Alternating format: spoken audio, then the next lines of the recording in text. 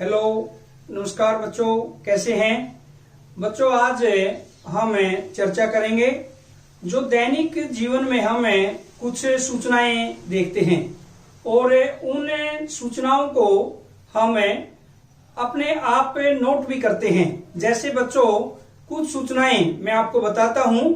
ये मान लीजिए आपकी कक्षा के विद्यार्थियों के अंक आपके सामने दर्शाए गए हैं। रोल नंबर 1 से लेकर 10 तक नंबर दिए गए हैं, 25, 26, इस प्रकार की सूचनाएं आपके पास एकत्रित होती है। और उसके बाद मान लीजिए कि आपके पास कुछ साथी है, आपके विद्यालय में कुछ बच्चे हैं। पिंकू ने के पास चित्रों की कितनी पुस्तकें हैं? 3। पिंकू के बाद यदि मैं बात करता हूं टिंकू के पास कितनी पुस्तकें दिखाई दे रही है आपको? 6। और टिंकू के बाद बच्चों रिंकू के पास कितनी पुस्तकें हैं? 9। और अगर मैं बात करता हूं मिंकू के पास कितनी पुस्तकें हैं? 6। तो इस प्रकार से ये सूचनाएं होती है आपके पास और इन सूचनाओं को हम एकत्रित करते हैं। जैसे आपके मान लीजिए मोहल्ले के अंदर गाड़ियों की संख्या, यदि मैं देखता हूं मोहल्ले के अंदर गाड़ियों की संख्या आप बताएंगे तो ये आपके मोहल्ले की गाड़ियां हैं। इस प्रकार एकत्रित सूचनाएं बच्चों आंकड़े कहलाती है। ये आपने क्लास 7th में पढ़ा है।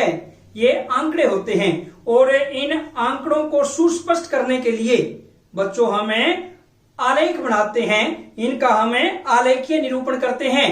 हमने क्लास 7th में भी देखा है। सबसे पहले जैसे आपने किया हुआ है क्लास 7th के अंदर चित्रालेख, जो आपके सामने एक चित्रालेख है। चित्रों के द्वारा हम आंकड़ों को कैसे प्रदर्शित करते हैं। जैसे बच्चों, एक कार 100 कारों को प्रदर्शित करती है और अगर उसकी हाफ कार देखें, आधा कार, वो 50 कारों को प्रदर्शित करती है।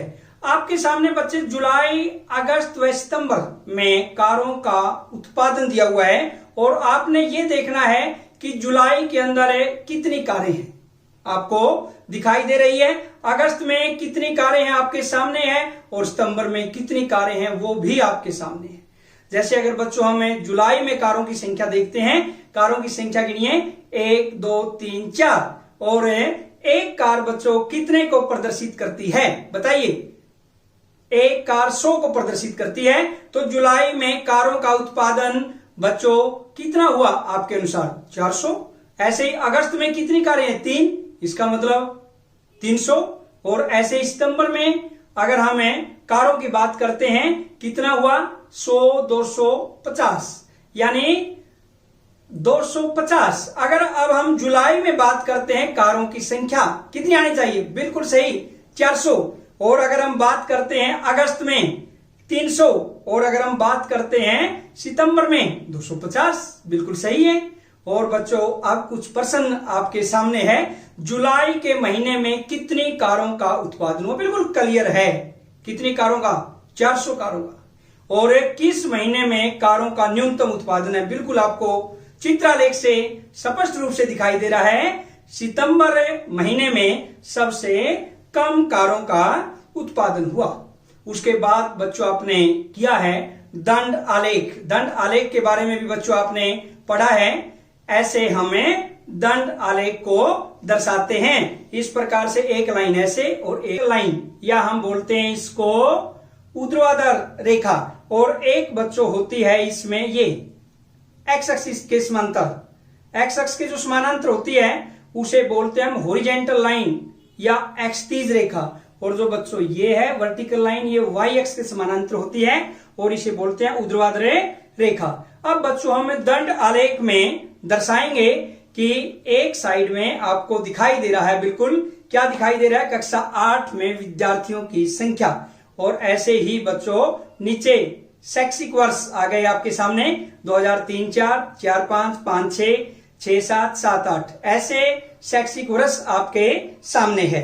और बच्चों आप देखिए 2003-4 में कितने विद्यार्थियों की संख्या है क्लास 8th में? 100, बिल्कुल सही, 100 विद्यार्थी आपको दिखाई दे रहे हैं। और 2004-5 में देखिए अब कितने विद्यार्थी आपको दिखाई दे रहे हैं? बिल्कुल उसके सामने देखिए कितने विद्यार्थी है? बिल्कुल सही, 200 विद्यार्थी आपको 2004-5 के अंदर दिखाई दे रहे हैं। और उसके बाद बच्चे देखिए कितना है, 5-6 में 250, और उसके बाद हम देखते हैं 6-7 में कितने हैं? 300, और उसके बाद बच्चों 7-8 में अगर हम देखते हैं 350। ये विद्यार्थियों की संख्या है शैक्षिक वर्ष के अंदर।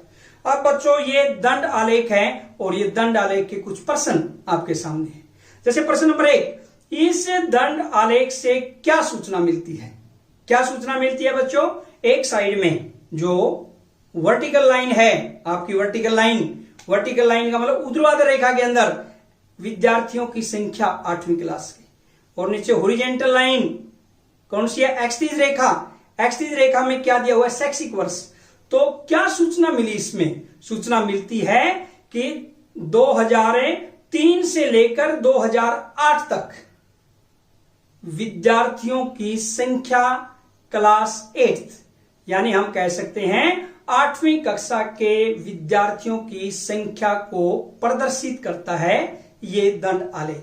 उसके बाद प्रश्न नंबर 2, किस वर्ष में विद्यार्थियों की संख्या में अधिकतम वृद्धि हुई?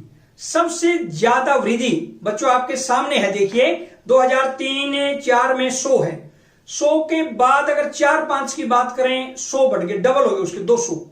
उसके बाद यदि देखते हैं 5-6 में 50, यानी सबसे ज्यादा वृद्धि कहां पर हुई? 2004-5 के अंदर। उसी प्रकार किस वर्ष में विद्यार्थियों की संख्या अधिकतम है? अधिकतम संख्या जिसमें सबसे ज्यादा है, जो दंड आलेख सबसे लंबा दिखाई दे रहा है, ये आप देख लीजिए 2007-8। और बताइए नेक्स्ट प्रश्न क्या है कि क्या यह सत्य है या असत्य है? 2005-6 में विद्यार्थियों की संख्या 2003-4 की संख्या की दोगुनी है। 3-4 में एक बार बच्चों चेक कर लीजिए कितनी, 100, और कौन सी 5-6 में भी चेक कर लीजिए आप, कितनी है? 250, यानी दुगुनी से तो ज्यादा है। इसका अर्थ बच्चों सत्य है या असत्य है? असत्य है, बिल्कुल सही। इसका मतलब क्या हुआ? ये जो दंड आलेख है, ये इसके द्वारा जो प्रश्न है इसके बाद में दिए गए हमारे प्रश्न नंबर 4 का आंसर क्या? असत्य। तो ये दंड आलेख था बच्चों, जिनको हम आलेखीय रूप में आंकड़ों को प्रदर्शित करते हैं। उसके बाद आपने पढ़ा है पीछे 7th क्लास में द्विदंड आलेख के बारे में भी आपने पढ़ा है। उसमें इसी प्रकार बच्चों एक कौन सी रेखा हुई है? बिल्कुल सही, यानी इसका अर्थ है ऊर्ध्वाधर रेखा, वर्टिकल लाइन, और एक बच्चों ये कौन सी हुई? एक्स अक्ष के समानांतर कौन सी हुई? एक्सटीज रेखा। इस प्रकार से हमें द्विदंड आलेख को प्रदर्शित करेंगे। एक साइड में लेते हैं वर्टिकल लाइन में विद्यार्थी द्वारा प्राप्त किए गए अंक, और एक साइड में बच्चों लेते हैं सब्जेक्ट, जैसे गणित, सामाजिक विज्ञान, विज्ञान विषय, अंग्रेजी, हिंदी। अब बच्चों इसमें हमें एक द्विदंड आलेख यानी 2-2 सूचनाएं एक बार में ही हम कैसे प्रदर्शित करते हैं ये देखेंगे हम। और 2005-6 है जो, वो बच्चों लाइट कलर का जो आपका बार है, जो दंड है लाइट कलर का, वो दिखाएगा 2005-6 की सूचना। और जो डार्क है, जो दंड डार्क है, वो क्या प्रदर्शित करेगा? 2006-7 की सूचना। अब इसमें द्विदंड आलेख में देखिए आप, गणित में यानी 2005-6 में विद्यार्थी द्वारा प्राप्त किए गए अंक यानी 30 है 2005-6 में, और 6-7 के अंदर प्राप्त किए गए अंक कितने हैं बच्चों? 60 उसके गणित में। ऐसे ही बच्चों हम देखते हैं सामाजिक विज्ञान में देखिए दिए हुए हैं 50 और 55, यानी 5-6-6-7 अलग अलग प्रदर्शित करता है।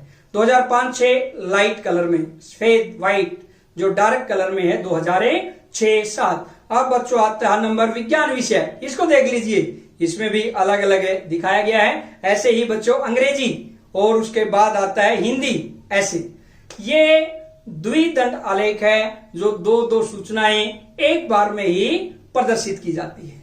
अब बच्चों इसके कुछ प्रश्न नीचे दिए गए हैं। अब इन प्रश्नों के उत्तर आपने देने हैं। इस द्विदंड आलेख द्वारा क्या सूचना दी गई है? इसमें बच्चों जो हॉरिजॉन्टल लाइन है, एक्सटीज रेखा, एक्स अक्ष के समानांतर, उस पर विषय दिए हुए हैं, और जो वर्टिकल लाइन है ऊर्ध्वाधर रेखा, उसमें विद्यार्थी द्वारा प्राप्त किए गए अंक दिए हुए हैं। तो क्या सूचना हुई इसमें? विभिन्न विषयों में प्राप्त अंक को प्रदर्शित करता है। विभिन्न विषयों में प्राप्त अंक को प्रदर्शित करता है। प्रश्न नंबर 2 बच्चों, किस विषय में विद्यार्थी के प्रदर्शन में सबसे अधिक सुधार हुआ? सबसे ज्यादा सुधार, यानी हम कहें लाइट कलर वाला जो हमारा दंड है और डार्क कलर वाला, उसमें सबसे ज्यादा गैप कौन से में है, ये देखना हमने। सबसे ज्यादा गैप देखिए आपके इसके अंदर बिल्कुल क्लियर दिखाई दे रहा आपको। सही, गणित। गणित में सबसे क्या हुआ बच्चों? ज्यादा सुधार है। किस विषय में प्रदर्शन में गिरावट आई है, यानी नीचे कहां चले गए, यानी व्हाइट तो बड़ा हो, डार्क नीचे हो, ऐसा भी कोई दिखाई दे रहा है? बिल्कुल चित्र में क्लियर है। अंग्रेजी विषय, अंग्रेजी विषय में गिरावट आई है। और उसके बाद अंतिम प्रश्न बच्चों, किस विषय में प्रदर्शन समान रहा? बिल्कुल इक्वल। हिंदी, हिंदी के अंदर आपको बिल्कुल समान दिखाई दे रहा है। यह था बच्चों द्विदंडालेख। अब बच्चों आंकड़ों का संगठन हम बात करते हैं। जैसे आंकड़े होते हैं, अब आंकड़ों का संगठन कैसे करते हैं? जैसे यथा प्राप्त आंकड़े कहते हैं। जैसे रैंडमली अगर ऐसे ही कोई आंकड़े पड़े, जैसे आपके सामने है कला, गणित, विज्ञान, अंग्रेजी, गणित, कला, ये विद्यार्थियों द्वारा पसंद किए गए विषय है। जैसे पहला विद्यार्थी कला को, गणित को, विज्ञान को, ऐसे विद्यार्थियों ने इन विषयों को पसंद किया हुआ है। अगर आपसे यह पूछा जाए कि कौन सा विषय सबसे अधिक पसंद किया गया और कौन सा विषय सबसे कम पसंद किया गया, तो एक बिल्कुल एकदम से प्रश्न का उत्तर देने में हमें दिक्कत आती है। अब बच्चों हम कैसे बताएं कि कौन सा विषय सबसे ज्यादा है और कौन सा विषय सबसे कम पसंद है? ये यथा प्राप्त आंकड़े हैं। इन यथा प्राप्त आंकड़ों को एक अर्थपूर्ण रूप में एक क्रमबद्ध करते हैं, और क्रमबद्ध करने के बाद बच्चों जब हम इसे एक सारणी का रूप दे देते हैं, बारंबार सारणी बना लेते हैं, फिर तो कुछ भी प्रश्न पूछा जाए आपसे, आप तपाक से उस प्रश्न का उत्तर देने में सक्षम होते हैं। जैसे बच्चों इसको हम अगर एक सारणी का रूप देना चाहें तो आपको सबसे पहले विषय लिखने पड़ेंगे, फिर उसके बाद मिलान चिन्ह, उसके बाद विद्यार्थियों की संख्या या बारंबारता। ये इस प्रकार से आपने सारणी बनानी है। जैसे बच्चों इसमें कला है, फिर गणित है, फिर विज्ञान है, फिर अंग्रेजी है। अब मिलान चिन्ह में कैसे करते हैं? हम टैली मार्क एक एक करके ऐसे लगाते हैं। जैसे कला के अंदर जितने भी ऊपर ये आपके सामने दिखाई दे रहे हैं, इनको हम सबसे पहले देखते हैं कि विद्यार्थियों द्वारा कला, कितने विद्यार्थियों द्वारा इस विषय को पसंद किया गया है। अगर हम देखते हैं जैसे कला 1 सर्कल लगाते हैं, 2, 3, 4, 5, 6, 7 विद्यार्थियों द्वारा। और मिलान चिन्ह में बच्चों इसको ऐसे लगाएंगे, 1, 2, 3, 4 और 5 को क्या करेंगे? जो पहली टैली है, पहली, उसको ऊपरी सिरे से लेके और लास्ट वाली जो टैली उसके अंतिम सिरे से ऐसे मिला देंगे, ये 5 बन जाएगा। 7 करने हैं हमने। 5 का ये एक हुआ ग्रुप, उसके बाद 6 सिंगल होगा और 7। और बच्चों हमें क्या लिख देंगे? विद्यार्थियों की संख्या में 7, ये आपके सामने है। फिर उसके बाद गणित, गणित में भी उसी प्रकार हमें सर्कल करेंगे कि गणित विषय को कितने विद्यार्थी पसंद करते हैं। तो उसमें बच्चों क्या आएगा? जैसे हम गिनेंगे 1, 2, 3 सर्कल करेंगे, 4, 5 आएगा। तो हम मिलान चिन्ह में ऐसे करके 1, 2, 3, 4 और 4 के बाद बच्चों ऐसे ही पहली टैली के ऊपर से लेके और नीचे लेके आते हैं लास्ट टैली वाले पर। यानी कितने मिलान चिन्ह में कितना हुआ? गणित विषय कितनों को पसंद है? 5। कितने को? 5। उसके बाद आता है बच्चों विज्ञान।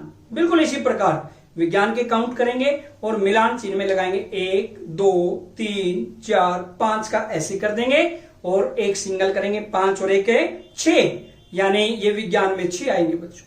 अब अंग्रेजी विषय, अंग्रेजी विषय में बच्चों इसी प्रकार से बिल्कुल हम देखेंगे कि कितने विद्यार्थियों द्वारा पसंद किया गया है। 1 2 3 4 हमें टैली मार्क लगाएंगे 1 2 3 4 और विद्यार्थियों की संख्या लिख देंगे बच्चों।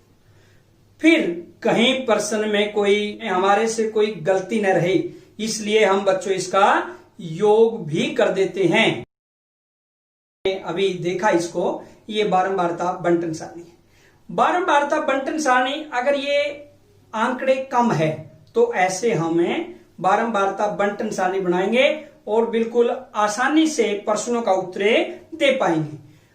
अगर बच्चों कुछ आंकड़े ज्यादा है, जैसे आपके सामने है 60 विद्यार्थियों द्वारा गणित में प्राप्त किए गए 50 में से अंकों पर विचार कीजिए। यानी 50 में से 60 विद्यार्थियों ने अंक प्राप्त किए। अगर हम ऐसे जो बारंबारता बंटन सारणी बनाई है, अगर ऐसे बनाए 1 2 3 60 विद्यार्थियों की बहुत लंबी बारंबारता बंटन सारणी बनेगी। फिर इसको कैसे करें? इसको करने के लिए बच्चों हमारे पास एक छोटा तरीका आ जाता है, शॉर्ट मेथड, उसे बोलते हैं हम वर्गीकृत बारंबारता बंटन सारणी। वर्गीकृत बारंबारता बंटन सारणी कैसे बनाएंगे बच्चों? एक समूह ले लेंगे, यानी वर्ग अंतराल 0 से 10, 10 से 20, 20 से 30, 30 से 40, 40 से 50, 50 से 60 और इसमें बिल्कुल उसी प्रकार बच्चों मिलान चिन्ह, बारंबारता और योग। एक बात का ध्यान रखना बच्चों, इसमें 0 से 10, 0 से 10 में क्या है और 10 से 20, 10 दो जगह आया हुआ है, एक 0 से 10 में आया, एक 10 से 20 में। इसी प्रकार से 10 से 20 और 20 से 30, वहां भी 20 दो जगह, ऐसे ही 30, यानी एक एक अंक दो दो जगह आया हुआ है। तो हमें त्रुटि से बचने के लिए उस अंक को एक जगह काउंट करेंगे और एक नियम बना लेते हैं। क्या नियम बनाते हैं? जैसे 0 से 10 है, इसका अर्थ बच्चों 0 से 9 तक के अंक 0 से 10 में लेंगे और जो एक्यूरेट एग्जैक्ट 10 है पूरा, उसको हम 10 से 20 में लेंगे बच्चों। 10 से 20 में कौन से अंक लेंगे?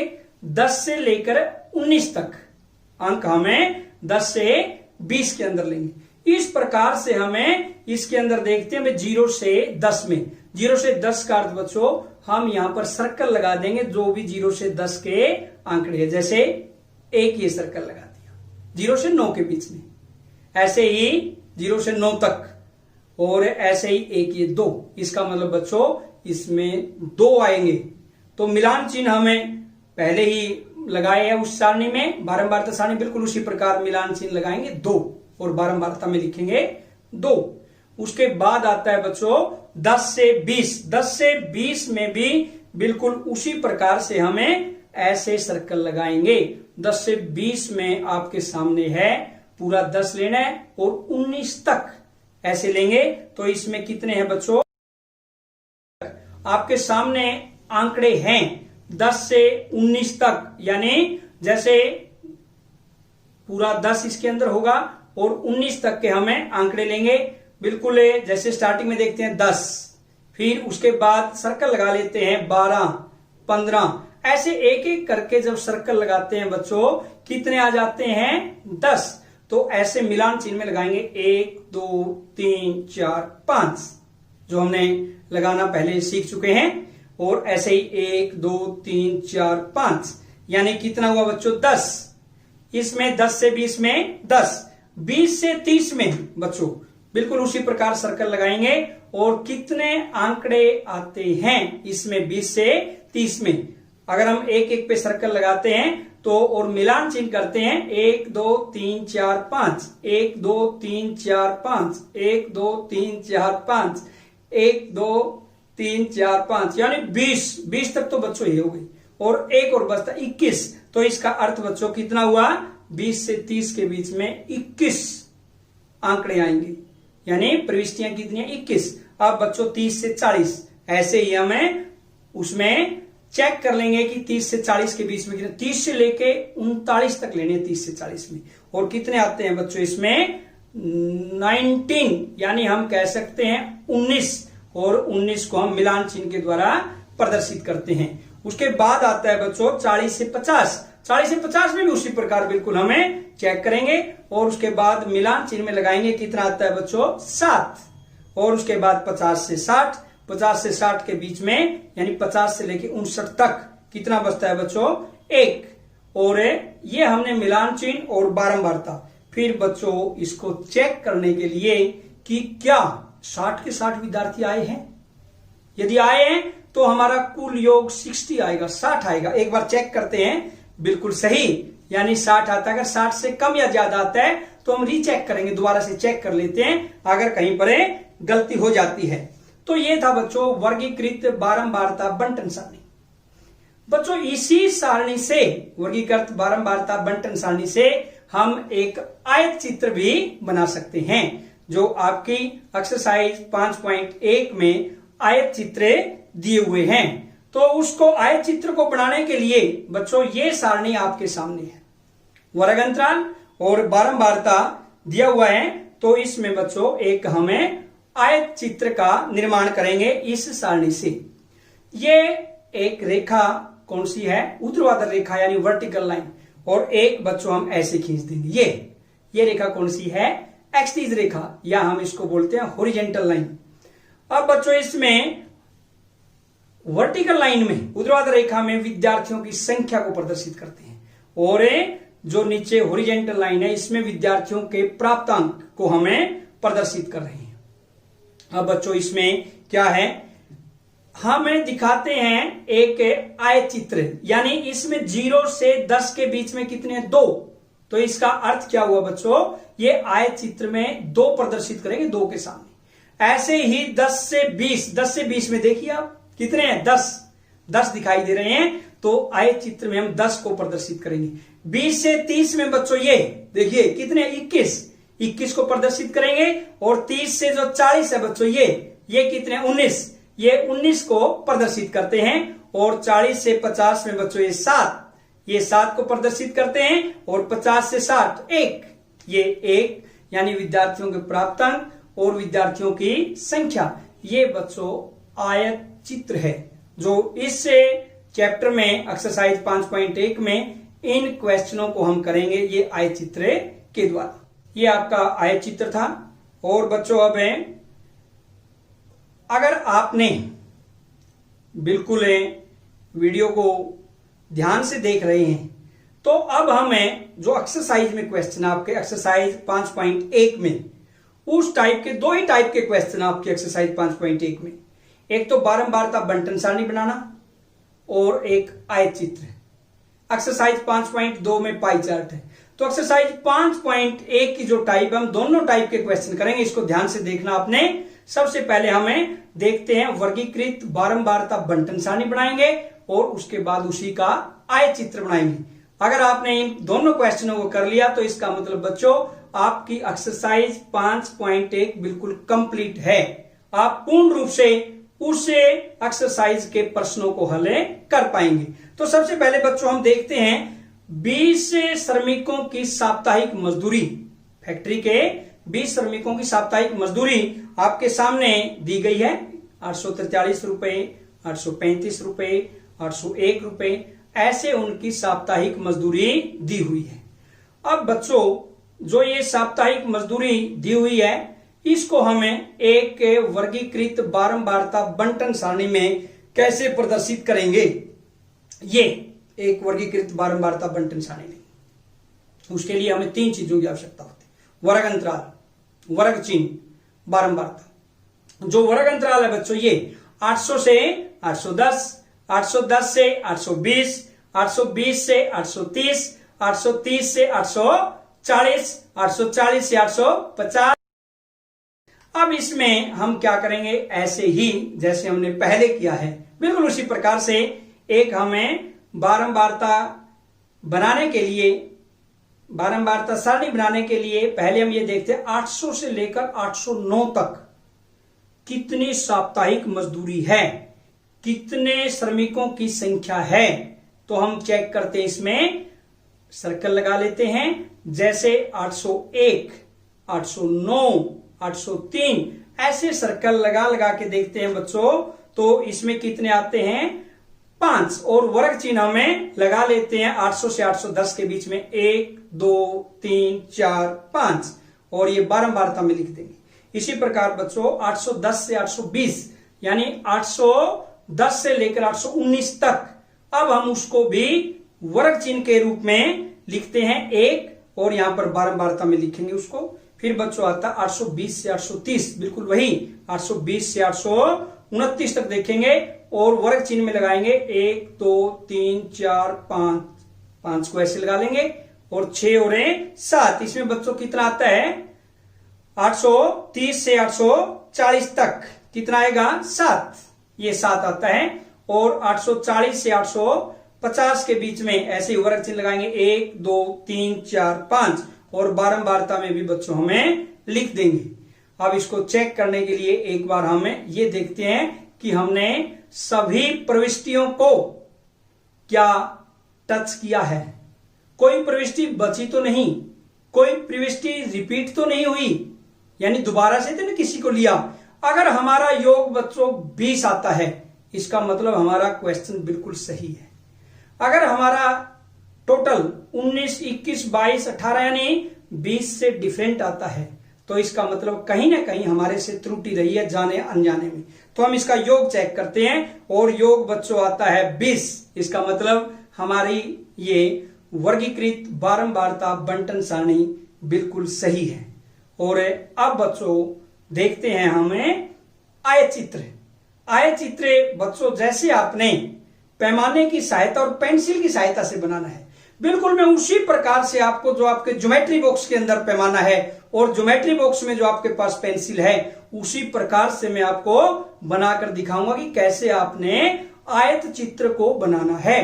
तो बच्चों आप बिल्कुल ध्यान से देखिए कि कैसे हमें आयत चित्र का निर्माण करते हैं। बच्चों अब हमें वर्गीकृत बारंबारता बंटन सारणी से आयत चित्र का निर्माण करेंगे। ये पैमाना लिया और पैमाने पर हमने एक रेखाखंड खींचा। आपने बच्चों इसमें पैमाना लेकर पैमाने के बिल्कुल ऊपर से एक रेखाखंड खींचना है। उसके बाद क्या करेंगे बच्चे, पैमाने को हमें रख कर एक रेखाखंड खींचते हैं।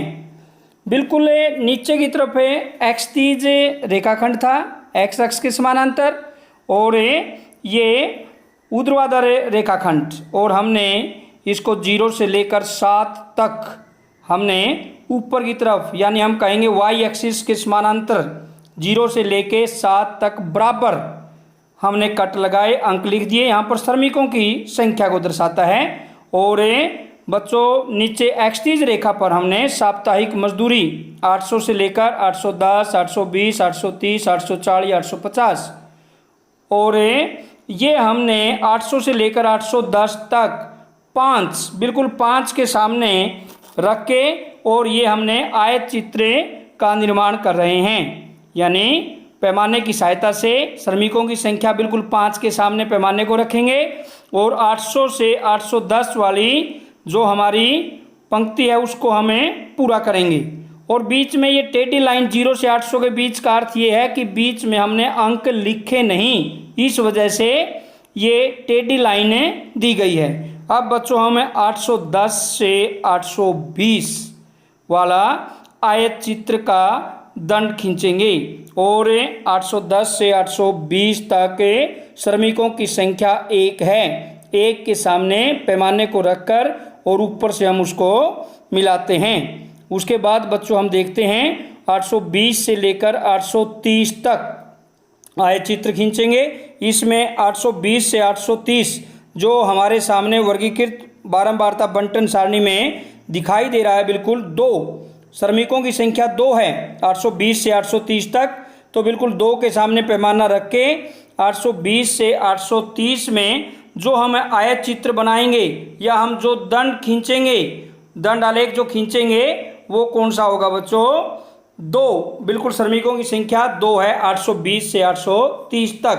पैमाने का बिल्कुल हमें ध्यान रखते हुए और अब ऊपर से इस दंड को मिलाएंगे। ये था बच्चों 820 से 830 तक। उसके बाद आता है 830 से 840।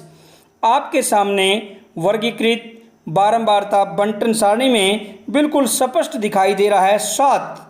तो अब पैमाने को रख के वाई अक्ष पर जो श्रमिकों की संख्या है ऊर्ध्वाधर रेखा पर 7 तक हमने अंक लिखे हैं, तो 7 के सामने पैमाने को रख के ऐसे एक रेखा खींचेंगे और 840 वाली जो रेखा है 830 से 840 बिल्कुल 7 के सामने जो श्रमिकों की संख्या है उसके सम्मुख करते हुए इस दंड को भी पूरा करेंगे।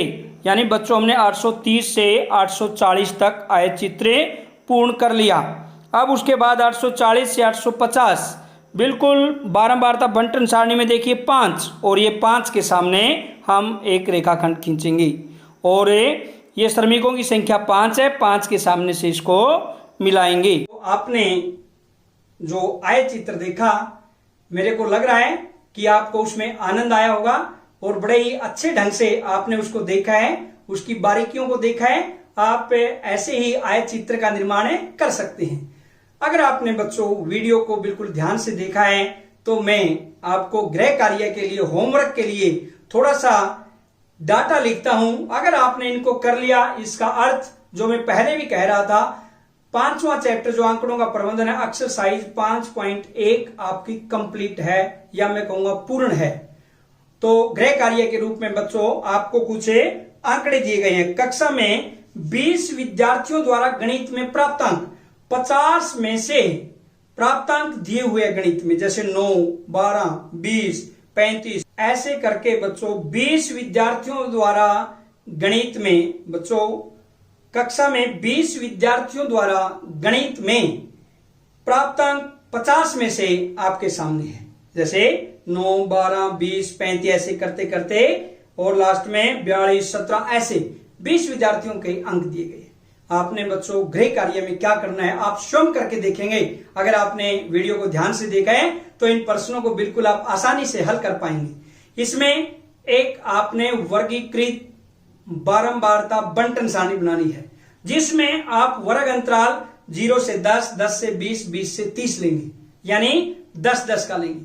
और बच्चों इसमें जो वर्ग अंतराल होता है, जो 0 से 10, 10 से 20, 20 से 30, ये हमारे जो 0 है ये वर्ग अंतराल की निम्न वर्ग सीमा है और जो 10 है वो वर्ग अंतराल की उच्च वर्ग सीमा है। अगर हम इसकी चौड़ाई निकालना चाहें तो वो क्या होती है बच्चों, उच्च वर्ग सीमा में से निम्न वर्ग सीमा घटा दीजिए। इसका अर्थ है इस के अंदर जो चौड़ाई आएगी वर्ग अंतराल की वो कितनी आएगी, 10 में से 0 गई 10।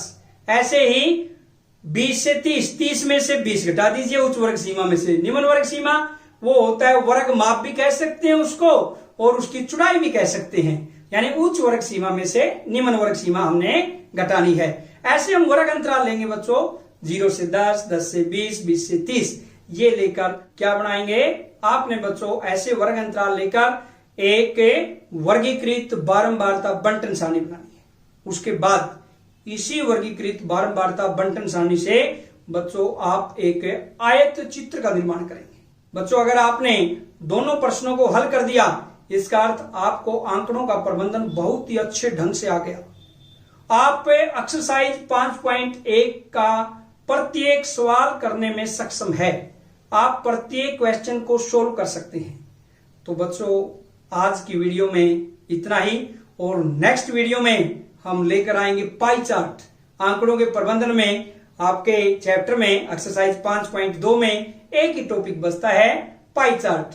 तो कुछ समय के बाद नेक्स्ट वीडियो में फिर हम मिलेंगे एक पाई चार्ट के साथ, और तब तक के लिए जय हिंद, जय भारत।